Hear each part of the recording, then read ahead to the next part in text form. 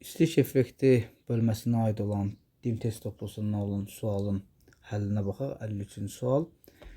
Deməli, bu sualın iki üsulundan həllini qeyd edəcəm. Birinci üsul budur ki, mən burada deməli, birinci tənliyi olduğu kimi saxlayıram. Və bu tənliyin istilik effekti -377-dir. İkinci tənliyin hər tərəfin 2'ye vururam ki, CH4'ləri toplayanda, tərəf toplayanda CH4'lər islah olsun.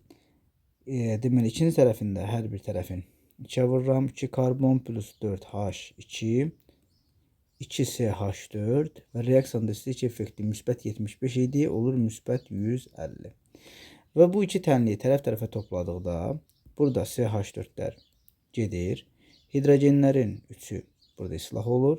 Qalır burada 2 karbon plus H2 alınır C2H2 və reaksiyon istilik effekti -377 ilə müsbət 150-nin cəmi edir -227.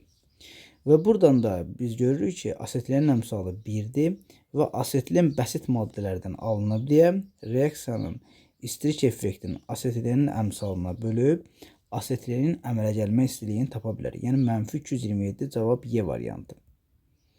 İkinci üsul nədir? İkinci üsuldan necə yazırıq?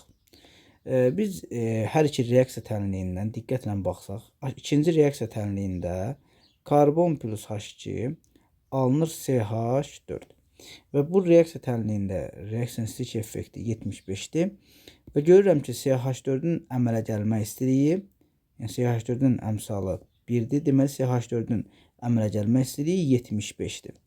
Yəni, Q əmələ gəlmə CH4 bərabərdir 75'e. Sonra biz yuxarıdakı reaksiyanı yazsaq, 2CH4 alınır C2H2 plus 3H2 və reaksiyonda istilik effekti -377. Reaksiyanın istilik effekti bərabərdir.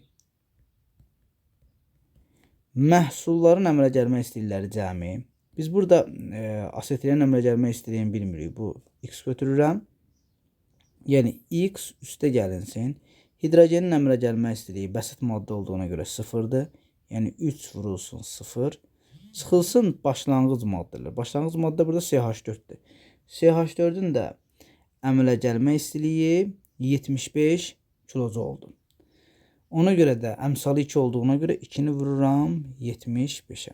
Və bu tənliyi həll edirəm. Yəni -377 bərabərdir X minus 150 və buradan da X'i tapsam -377 üstə gəlinsin 150 X bərabərdir -227.